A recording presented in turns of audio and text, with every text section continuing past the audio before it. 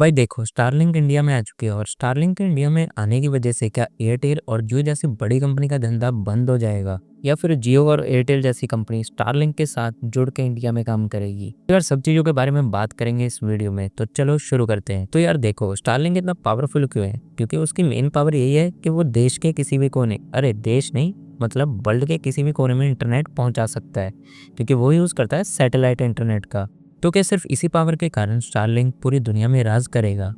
देखो, दुनिया का तो मैं नहीं कह सकता, लेकिन जनाब ये इंडिया है, यहाँ पे राज करना उतना भी आसान नहीं है। देखो यार, इंडिया में स्टारलिंक की शक्तियों का इस्तेमाल सिर्फ उसी जगह पे होगा जहाँ पे इंटरनेट प्रोवाइड करवाना बाकी कंपनियों के बस की बात नहीं है।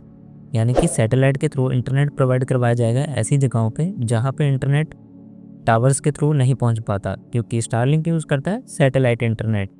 लेकिन जहाँ पे एयरटेल और जियो जैसी कंपनियां अपना इंटरनेट ईजिली प्रोवाइड करवा पा रही हैं, वहाँ पे स्टारलिंक को अपना पैर जमाना बहुत मुश्किल होने वाला है। आगे जानेंगे क्यों। तो यार सबसे पहले ये समझो कि स्टारलिंक एक्चुअली में है क्या। स्टारलिंक एक लियो सैटेलाइट है, यानी कि लो अर्थ ऑर्बिट सैटेलाइट, जो कि अर्थ से लगभग 550 किलोमीटर की हाइट पे ऑर्बिट करता है। जबकि जो जनरल सैटेलाइट्स हैं वो लगभग 35,000 से 36,000 किलोमीटर की हाइट पर होते हैं। देखा एक स्टारलिंक के सैटेलाइट और जनरल सैटेलाइट्स के डिस्टेंस में कितना बड़ा फर्क है, और इसी डिस्टेंस की वजह से स्टारलिंक जो है बेटर इंटरनेट प्रोवाइड कर पाता है, क्योंकि उसकी लेटेंसी काफ़ी ज़्यादा कम हो जाती है as compare to general satellites. Starlink जो है स्टेबल भी इसी वजह से है, क्योंकि वो अर्थ के ऑर्बिट के काफ़ी पास में है और मल्टीपल सैटेलाइट्स हैं स्टारलिंक्स के पास। अगर एक पे लोड पड़ता है तो दूसरा सैटेलाइट जो है यहाँ पे उस लोड को कैरी करता है, और इसी वजह से वो फास्ट और स्टेबल इंटरनेट प्रोवाइड कर पाते हैं। तो यार अब समझो कि मैं क्यों कह रहा था कि स्टारलिंक का वहाँ पे पैर जमाना बहुत मुश्किल है जहाँ पे एयरटेल और जियो जैसी कंपनी अपनी सर्विस ईजिली प्रोवाइड करवा पा रही है।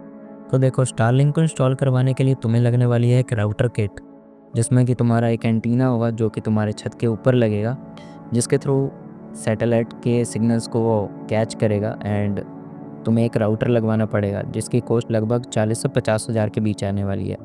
लेकिन तुम्हारा खर्चा यहीं पे ख़त्म नहीं होता, उसके बाद तुम्हें मंथली 3000 टू 5000 पे करने होंगे सर्विस को एक्सेस करने के लिए। तो तुम समझ रहे हो कि इंडिया में स्टारलिंक का क्या सिस्टम होने वाला है, वो तुम्हें बताना कमेंट सेक्शन में। तो फ्यूचर में कॉस्ट कम करने के लिए शायद स्टारलिंक अपने जेन 2 सैटेलाइट्स लॉन्च करेगी, जो कि ज़्यादा एफिशिएंट है और उसके कारण कॉस्ट कम हो सकती है। क्या हो सकता है गवर्नमेंट के साथ इसका टाई अप हो और शायद सब्सिडी मिलने लग जाए तुम्हारे इंटरनेट पे।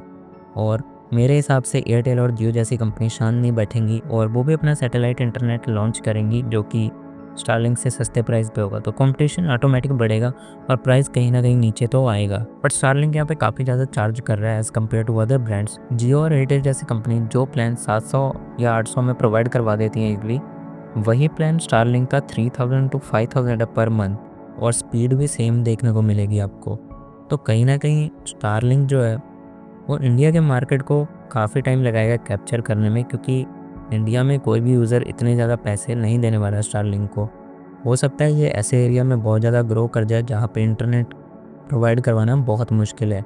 लेकिन स्टारलिंक यहाँ पे पहला इंटरनेट प्रोवाइडर नहीं है जो सैटेलाइट के थ्रू यहाँ पे इंटरनेट प्रोवाइड करवा रहा है। इससे पहले बीएसएनएल ने ये कोशिश की थी, लेकिन आज तक उसके प्लान ही डिसाइड नहीं हुए।